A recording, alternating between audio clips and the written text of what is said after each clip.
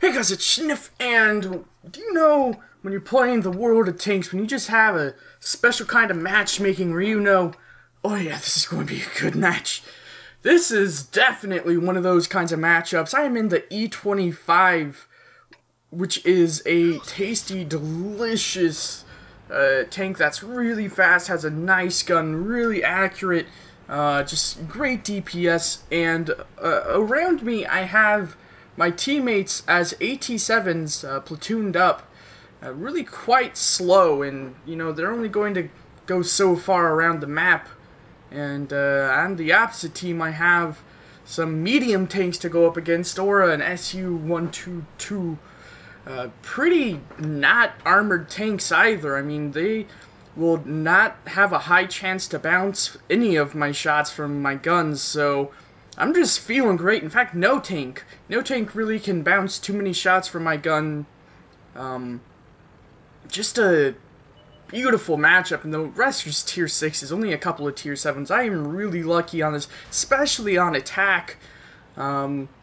Just let other people do the spotting, or do some spotting myself, although it's not too prevalent in this map. Let's get into the game though. First, see the A44, who's going way out of position. I have no idea why he's rushing into our, or just rushing at us, really. I have no clue. Maybe he thinks because he's an A44 he's invincible. He's seen that he's gotten great matchmaking too. I don't know. If there's something that I've learned, if you have good matchmaking, don't waste it. It is so disappointing when you just go, oh, look at all this. This is beautiful. I'm so right for this match. And then you just go straight on head first and just die to a Hellcat like that A44 did. And I am leaving that position mostly just because that is a really big artillery piece, and those are some really open top low armor TDs, which are just prime pickings for it, so I don't want to be over there. And not only that, it seems like they're all dying to that SU-12244, so I figure it's better off just to come over here and see if I can get some flanking shots on it, which I do. Plant a couple of them into their sides. Really want to try and track it, because getting that out of the game is the best. I also see some KV-1Ss, which I do also try to track, because getting tracked on that hill really sucks, especially when you're trying to reverse. There's just, you don't have gun depression really to try and fire back, so the DPS of this thing really works out. He uses his repair kit and buggers off. I try and hit this KV-1S, donk off one shot, not sure where it went. But he goes invisible, takes a couple of shots, just, you know, because, can I shoot it? Nah, I can't. Everyone on that hill up there is dead. I'm really happy I left. If I had stayed up there, probably would have sucked. Being really cautious about that artillery, though probably not as cautious as I should have been. I'm just kind of standing around here, hoping for more shots, which I do inevitably get on this KV-1S. Just a couple, though. Looking up on the radar, it seems as though that T-20 is trying to be sneaky, work his way up there. I don't want that to happen. I don't want him to get our artillery. It's pretty much all we have left in terms of, you know, attacking the people in the southwestern part of our map. So I'm going to try and flank up against him. I notice right there that the SU-122 is, oh, just in such an open position. I want to get him so bad, but I can't help it if that T-20 is going to be flanking. If I try and attack that 122, the KV-1Ss will also be trying to support him, so it's just kind of a scary situation. It's safer to take out the T-20. It's just way better, so I go ahead, come up here. I don't know, just kind of looking around, hoping to meet him around this corner. I don't see him. I'm just like, whatever. Let's go back, hit that 122. Loop around, maybe he's come up here, and yes, he has. So let's lock on to that juicy target, and bam, just start unloading into him. He pins me one or two times, but for the most part, E25 armor is pretty trollish, especially when you shoot into the mantlet, which this guy did twice. Not twice, just once. I was wrong.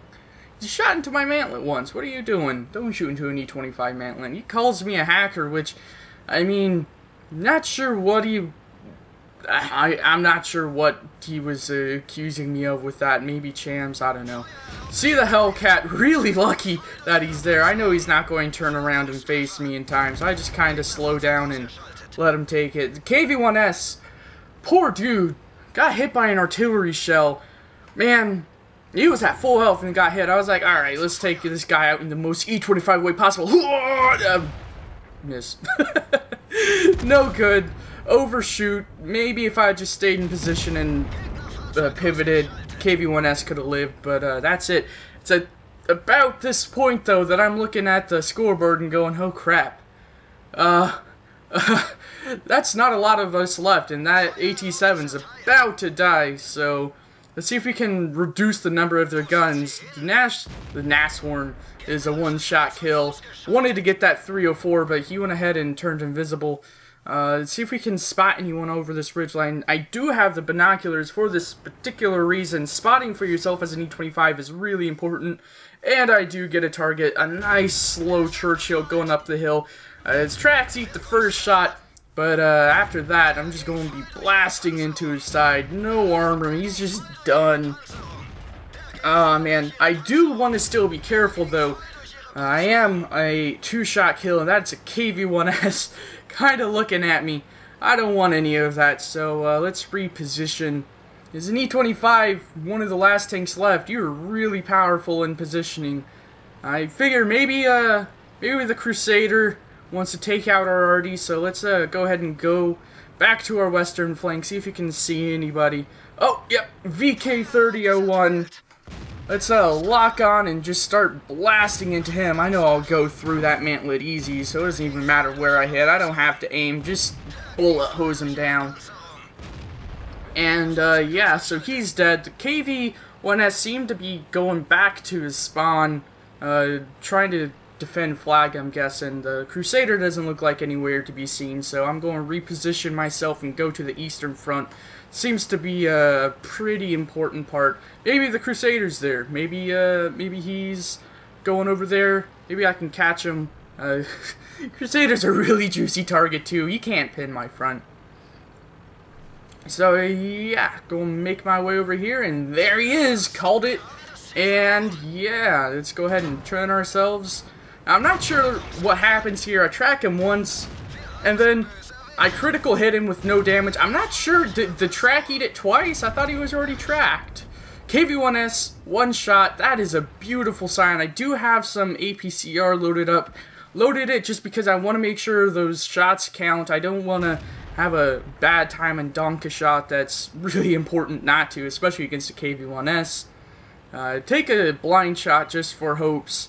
I'm going to reposition myself up here just to try and get a better shot from above. Do get that shot, do get that KV-1S, do see the Churchill 7, but I hear the dink of a FV304, who is a one-shot, so I just take that last APCR shot into him. It's this point, the SU-8 is declaring that he's going TD mode and that he's ready to fire. I am all for artillery getting down and dirty in the battle, so I go ahead and let him go for it. I figure worst case scenario, he misses, I go around and flank the Churchill 7 when he's not expecting it. So I'm going in position, SU-8 charging forward, about to fire, and oh god, he missed his shot. Well, that sucks. I'm sorry, man. That would have been so awesome for you to get that last kill. I already have a Radley's, by the way. 8 kills. Seemed like I got a lot of kills really fast. And just take out this Churchill 7, strike a pose, and we're done with this match. Shwa! Moving on into the victory screen, we made 69,000 credits and 5,700 experience. The 5,700 experience was 3 times, was not a premium account. Could have made 100,000 credits on that match. So yeah, I got the Mastery Badge, got a Radley's High Caliber and Top Gun. Was a fantastic match and really fun. Moving to the team score, we see 4,300, almost 4,400 damage. Jeez, did 4 times as much as the next person on my team. Just obliterated them. The E25's DPS is so good. especially against unarmored targets. Moving into the detailed report, and there we have it. Made 56k after firing those 5 premium shells, which pretty much was most of the ammo cost. I did use all but 8 shells, 52 shots fired, 52 shots fired, 43 of them hitting and 39 of them penetrating. So nearly got all of those shots that hit penetrated. Did have a couple of hits received, took 490 damage, bounced most of them. I think that was mostly due to the Crusader and the T20 though. Hit 10 of the tanks, killed 9 of them, and that is it. What a fantastic game. I really liked it, and that's why I play the E25s for matchmaking like that. It does have preferential matchmaking, but it's not often that you get paired up with only a couple of tier 7s, especially AT7s. I'm going to call the review. I'm going to call the video off there. I love World of Tanks. This is Sniff. Goodbye!